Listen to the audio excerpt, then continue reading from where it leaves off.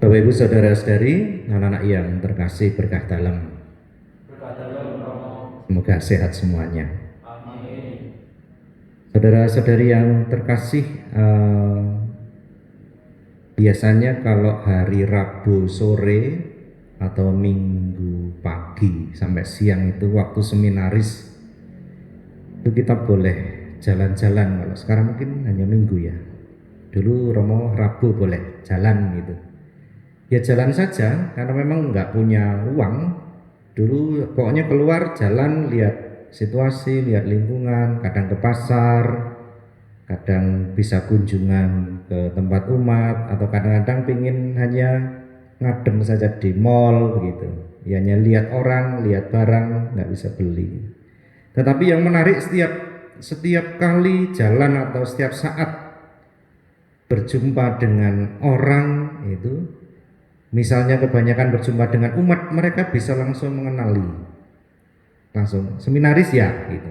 Sering kan kita itu gitu, yang seminaris misalnya, seminaris ya, padahal nggak kenal, tidak tahu, belum pernah berjumpa sama sekali, mereka bisa langsung mengenali.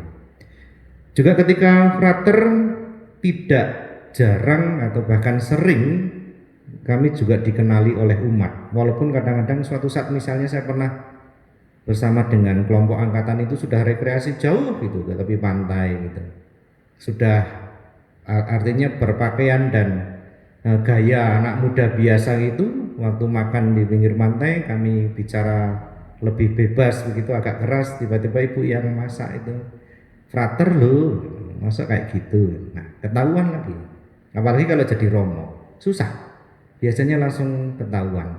Tetapi bukan hanya, menurut pengalaman saya, bukan hanya seminaris, frater atau romo yang gampang dikenali. Suatu saat saya juga diminta untuk memberkati kenalan pernikahan, hanya ditunjukkan di stasi ini begitu, lain paroki, tidak tahu tempatnya. Lalu saya dengan supir berjalan ke sana, hanya tahu ancer-ancernya itu di sana, itu patokannya itu di sana itu, tapi nggak tahu masuknya bagaimana. Lalu supir saya mengatakan, bagaimana Romo, kita nggak tahu, tunggu saja. Lalu benar, ketika nunggu itu ada beberapa orang pakai motor lewat, itu saya ngomong, ikuti orang itu, kayak mesti orang Katolik gitu. Itu orang Katolik pasti. Kok orang mau tahu? Pokoknya kayak mesti Katolik gitu. Kelihatan orang Katolik gitu. Benar, kita ikuti, ternyata benar dia ke gereja, dan sambil senyum-senyum saya mengatakan, kami tadi ikuti ibu karena yakin jenengan itu Katolik gitu. Nah saudara-saudari yang terkasih, pengalaman saya ini kurang lebih saya kira juga mewakili saudara-saudari.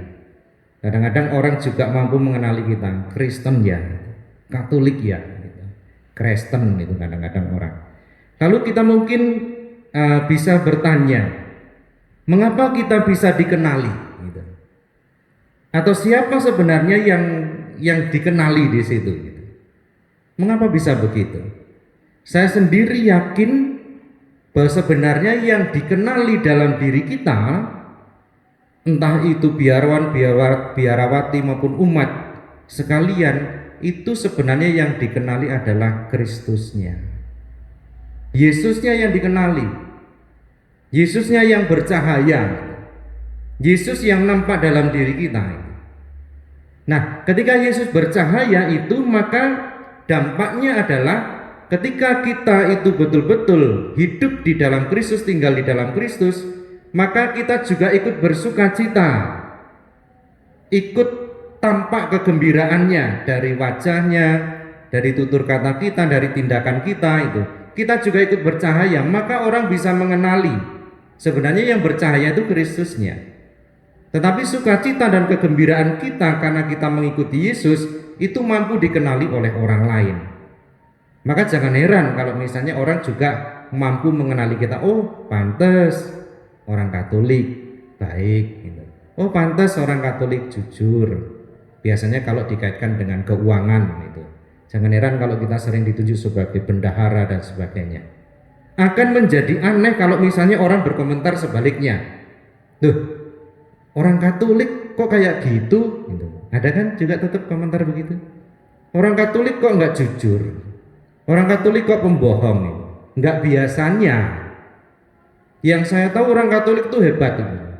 Orang Katolik itu baik, bisa diandalkan, tidak pernah bohong, tidak pernah selingkuh dan sebagainya. Maka ini juga menjadi permenungan kita, apa yang bercahaya dalam diri kita. Apakah Kristus? Jangan-jangan bukan Kristus. Bisa jadi setan yang bercahaya dalam diri kita. Karena kita tidak menyadari Yesus yang tinggal di dalam diri kita. Maka saudara-saudari yang terkasih, permenungannya adalah begini. Bagaimana supaya kita tetap menjadi pribadi yang bahagia, yang bersuka cita karena kita tinggal di dalam Kristus. Yang pertama, mau tidak mau kita harus tinggal dekat dengan Yesus. Sama seperti permintaan Petrus tadi kan. Ingin tinggal dekat dengan Yesus. Wajar sebenarnya. Ingin merasakan sukacita, kegembiraan itu lebih lama. Dan kita semua sebenarnya diundang untuk selalu bersatu dengan Kristus. Merasakan sukacita, keselamatan, damai, sejahtera itu, dan itu yang harus kita bagikan kepada orang lain. Lalu yang kedua, supaya sukacita kita itu menjadi penuh, mari belajar untuk mendengarkan Yesus.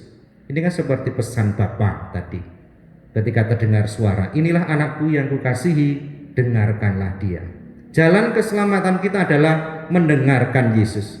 Mendengarkan Yesus berarti juga menyiapkan diri kita untuk melakukan kehendak Allah. Maka di samping kita akan bahagia, kita juga akan mendapatkan keselamatan. Kemuliaan kepada Bapa dan Putra dan Roh Kudus. Seperti pada permulaan, sekarang, selalu, dan sepanjang segala abad. Amin.